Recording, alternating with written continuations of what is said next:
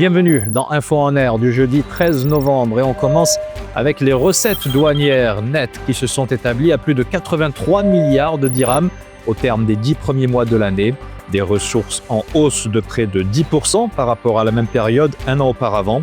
D'après la Trésorerie générale du Royaume, ces fonds proviennent principalement des droits de douane, de la taxe sur la valeur ajoutée à l'importation et de la taxe intérieure de consommation sur les produits énergétiques.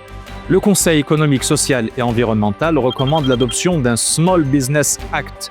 Dans son étude, le CESE appelle également à l'accélération de la mise en œuvre d'un dispositif de financement dédié aux très petites et petites entreprises afin de soutenir leur croissance et moderniser leurs unités de production. Une publication qui survient au lendemain du lancement du nouveau dispositif gouvernemental de soutien à ces entités qui assurent plus de la moitié des emplois dans le privé.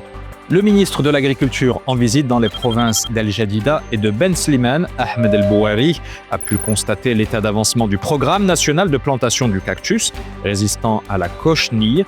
Il a fait savoir que 50% des 122 000 hectares prévus ont été couverts, l'autre moitié devant être plantée d'ici 2027.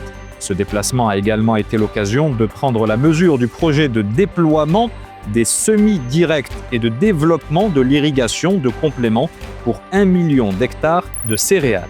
Voilà qui est de bon augure pour le secteur de l'agriculture, même s'il faut rester prudent. De fortes rafales de vent et de grosses averses orageuses sont annoncées jusqu'en fin de soirée dans plusieurs provinces du royaume. La météorologie nationale fait état notamment de bourrasques pouvant atteindre jusqu'à 90 km/h, notamment dans l'oriental et du côté de Sfro et de Bhelil. Des records comme s'il en pleuvait sur les places boursières européennes. La veille, le CAC 40, l'indice phare de la bourse de Paris, a franchi les 8280 points sur fond de perspective d'une fin du shutdown aux États-Unis. Même tendance du côté de Madrid et Londres pendant qu'à Milan, le marché franchissait une barre datant de l'année 2000.